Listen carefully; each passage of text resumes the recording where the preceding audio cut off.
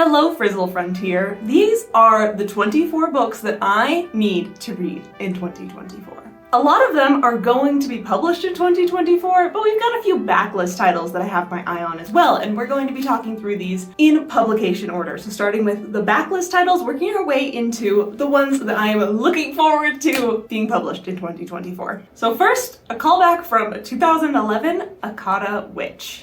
Now the thing about me is that I never read the book blurbs. I think that they often lead to false expectations and make me enjoy the books less. So I usually just get my info about the book from book reviews themselves. But I thought it'd be fun today to look at all these book blurbs and react to them. Because a lot of these books, they're my most anticipated books of 2024, but for most of them I have no idea what they're about. And I just put them on the list because they're from authors I've liked before. Or I just put them on the list because I've heard awesome reviews of them. So I thought it'd be a lot of fun if right now I'm going to read their blurbs and react to what they're about, because this is the first time that I'm figuring it out, and then you get to come along on the journey and figure out what all these books are about with me. So 𝐂𝐇𝐀𝐏𝐄𝐑𝐒, I put this on the list because I've heard great things about the author, 𝐂𝐇𝐀𝐏𝐂𝐑𝐿, and because the cover is really cute. And that's it! Let's see what it's about. All Sunny wants to do is to be able to play football and get through another day of school without being bullied. This sounds very middle grade, which I didn't quite expect, but it's gonna be fun. I'm excited. The man responsible for kidnapping and maiming children? Wow, this took a turn. It was all fun and games until now we're hunting down people who maim children. That's exciting. I'm actually much more excited about this book now that I read the blurb because that sounds fascinating and fun and wholesome. Next up from 2016, we have We Are Legion. And this one made the list because I've had it recommended in my comment section a few times. Bob wakes up a century later to find that corpuscles have been declared to be without rights and he is now the property of the state. He has been uploaded into a computer hardware and is slated to be the controlling AI in an interstellar probe looking for habitable planets. This sounds so fun! I love that the blurb is kind of comedic. This is gonna be a cool one. I can feel it. Then we have from 2019, The Ruthless Elimination of Hurry. I do personalized book recommendations for my patrons, and one of them requested some self-help books, so in my search for fun self-help books that would fit their taste, I came across this one, and it had the most 5-star, this book changed my life reviews that I've ever seen on a book. So, I'm intrigued. Do I really know what it's about? Who am I becoming? Is this a memoir? Memoir isn't in the tags. Ruthlessly eliminate hurry from your life. Hurry is the great enemy of the spiritual life. You know, I didn't realize that this book would be so spiritual, but that's something that I'm actually even more looking forward to because I'm a devout Christian and that's part of my life. And this is something I feel like I can especially benefit from because I do suffer from a big hustle hurry culture in my own heart, so taking that down a notch would probably be good for my mental health. Next up, a book from 2020, Half a Soul. This will be my third book from this author, and I loved the other two, so I'm very excited for this one. Ever since she was cursed by a fairy, Theodora Eddings has no sense of fear or embarrassment, a condition which makes her prone to accidental scandal. I wonder how this is going to be handled in the book. Is it kind of like she's autistic coded, but it's because she was cursed by a fairy? I don't know if I love the implications of that, but I do love stories about neurodivergent people. But when the strange, handsome, and utterly uncouth Lord Sorcerer discovers her condition, she's instead drawn into a dangerous and peculiar fairy affairs. I love that this blurb puts its first foot forward of dangerous and peculiar fairy affairs, and then second, the romance. Because I do love romance in my books, but I don't always love them to overpower the awesome fairy plot, so high hopes.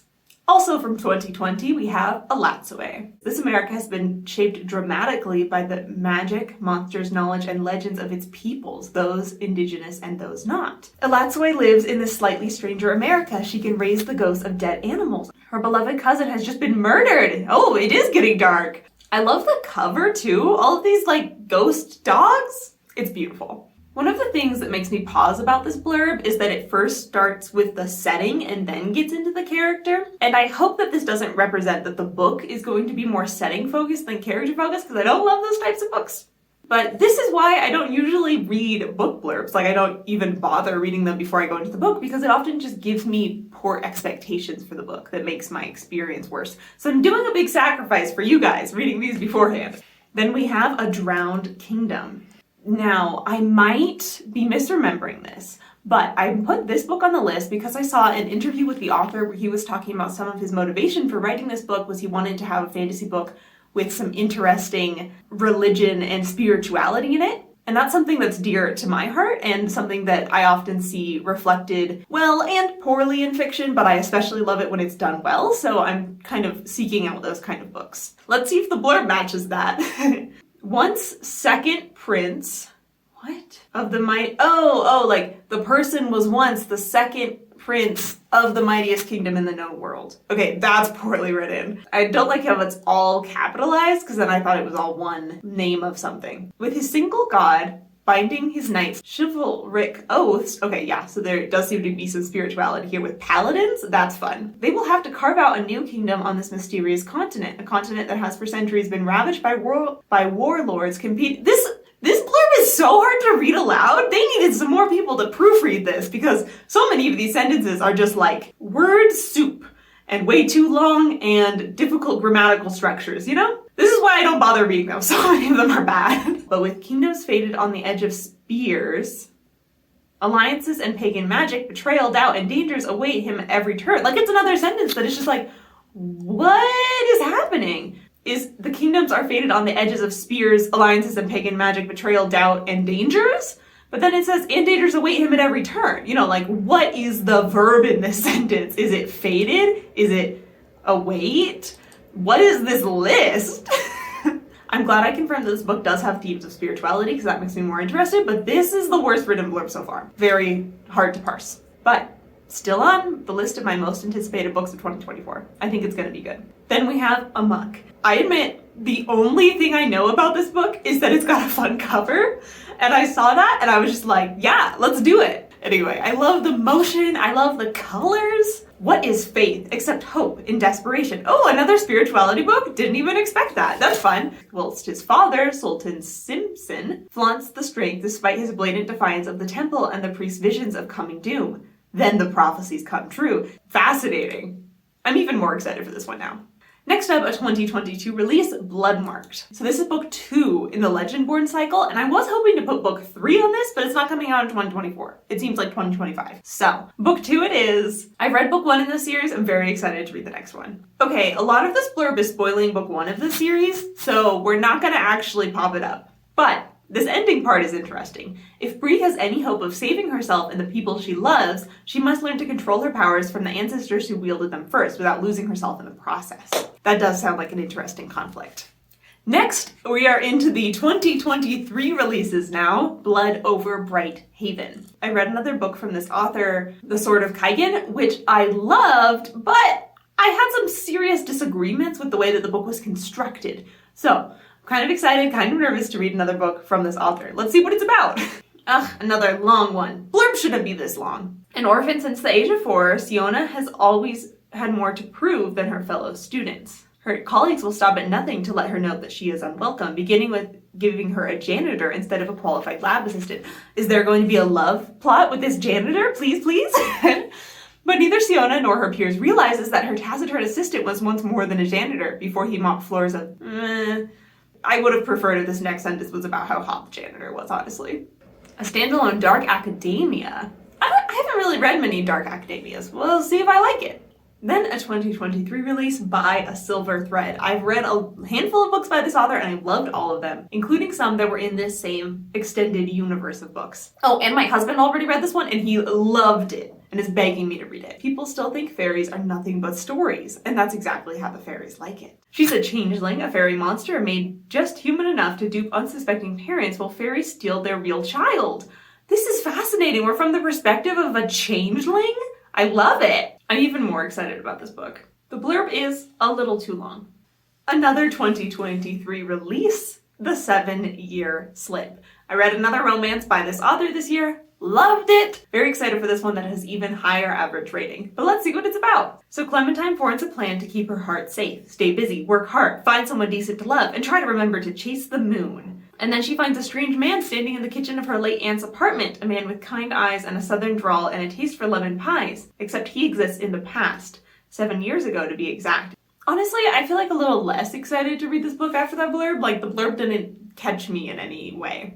Number 12 on our list of 24 books, and yes, we are about to get into the 2024 anticipated releases, is An Inheritance of Magic. The wealthy seem to exist in a different, glittering world from the rest of us, almost as if by magic. All Stephen has is a minimum wage job and a cat. I'm liking this protagonist already. To survive, Stephen will have to take his talent and build it up into something greater, for only then he can beat them at their own game. Fascinating. I am more excited for this book after reading that blurb. Then we have Ruthless Vows, the sequel to Divine Rivals, the book that has been one of the buzziest hyped books of the year. And I did read Divine Rivals, and I did love it, but I think with distance and time, my excitement about it has waned. Maybe that's just in reaction to all of the hype. This blurb is also very spoilery for book one, so not gonna show it off. But I'll say, reading this blurb did get me more excited to read the book. And now we have reached the books coming out in 2024. A Fragile Enchantment comes out January 2nd, 2024. I'm so excited for this one. I've read a book from this author before, gave it 5 stars. Another book from her, gave it 4 stars. We'll see what this one is. A dressmaker commissioned for a royal wedding finds herself embroiled in scandal when a gossip columnist draws attention to her undeniable chemistry with the groom. Ooh. That premise, though I've never actually seen the show, feels very Bridgerton. Isn't there like a gossip columnist part of the plot there? There we go at the end. Transporting readers to a Regency England-inspired fantasy world. Yeah, this author watched Bridgerton and then came up with this book, I bet. Not that that's a bad thing. Honestly, I'm even more excited for it now. Then on January 16th, 2024, Emily Wilde's Map of the Otherlands. I read and loved book 1. Here's book 2. Let's see what it's about. When mysterious fairies from other realms appear at her university, curmudgeonly Professor Emily Wilde must uncover the secrets before it's too late in this heartwarming, enchanting second installment. And then it goes on for some spoilers of book 1. But with the new relationships for the prickly Emily to navigate and dangerous folks lurking in every forest and hollow, Emily must unravel the mysterious working of fairy doors and of her own heart. I love it. It's a fantasy romance. It's so cozy and fun, and I love all the characters in this book. I'm so excited for book 2. Then we have on February 20th, The Ash Fire King, which is a sequel to a book I read and I liked. This one I'm very excited to see the blurb because I don't remember much of what happened in book 1, and my feelings about it are kind of lukewarm. But I'm very excited to give this series another shot. Oh, this is just a bunch of praise for book 1? The magical sequel, blah, blah, blah, blah, blah, and then it's just praise for the Stardust Thief. Well, that's a little underwhelming on a blurb, but I guess I just get to go into it not knowing what it is. That's fine. Then we have Lorn. This is book 17 in the Vlad Tolstoy series, where I've read a scattering of books so far, not quite in order, so I'll just jump into book 17, whatever. And I've really loved some of them, and I've really hated some of them. So it's a big toss-up on if I'm gonna like this one. All the world's a happy stage until the knives come out. Vlad Tolstoy is on the run again, this time from one of the most powerful forces in the world, the Left Hand, who are intent on ending his very lucrative career permanently. He finds a hidey hole in a theater where players are putting on a show that was banned centuries ago and is trying to be shut down by the house that once literally killed him to keep it from being played. Is this like Danger Theater, kids? Interesting. Vlad will take on a number of roles to save his own skin and the skins of those he loves. Along the way, he might find a part that was tailor-made for him. One that he might not want, but was always his destiny. Fascinating for this fantasy mob boss assassin series. Next, coming to us on May 21st, The Last Murder at the End of the World. I've read 2 books from this author. One I gave 4 stars, one I gave 2 stars. He writes interesting murder mysteries. Let's see what this one's about. Until, to the horror of the islanders, one of their beloved scientists is found brutally stabbed to death. But the security system has also wiped everyone's memory of exactly what happened the night before. That seems kind of weirdly contrived, but I'll roll with it. Which means that someone on the island is a murderer and they don't even know it. Interesting. I don't like how this implies that we might get like perspectives from a lot of different people trying to explore all of them, but we'll see. On June 18th, we have Winter Lost. This was actually on my list of most anticipated books of 2023, and then it got delayed. So, very hyped for this one. Mercy Thompson, book 14. Let's see if the blurb is spoilery. This blurb spoils most of the series, but I am even more excited for this book because it seems to have one of my favorite side characters in here, so yay. Then on August 13th, we have Lady Macbeth.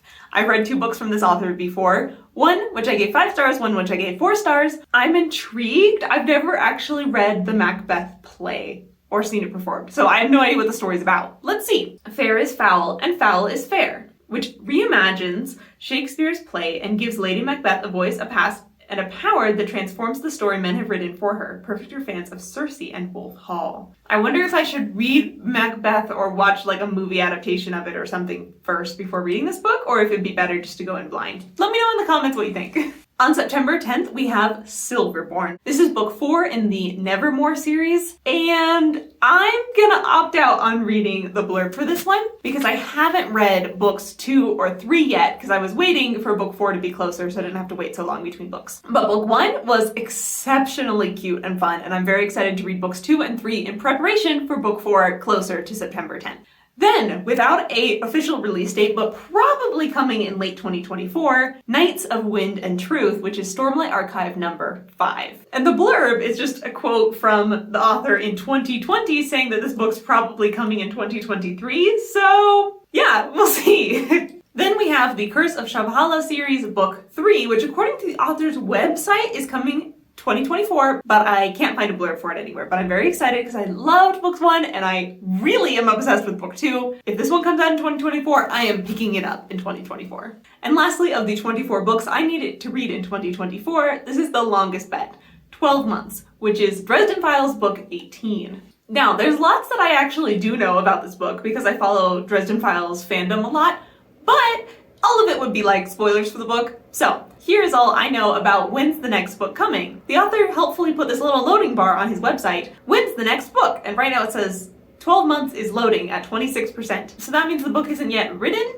but could it be finished and published within the next 13 months? It could. I'm very hopeful that that has a quick enough turnaround and I get to read it in 2024 because I'm so excited for this book. I am obsessed with the Dresden Files series. Very excited for the premise of this one. Let me know in the comments, what books are you excited to read in 2024? And you'll probably love watching this video next.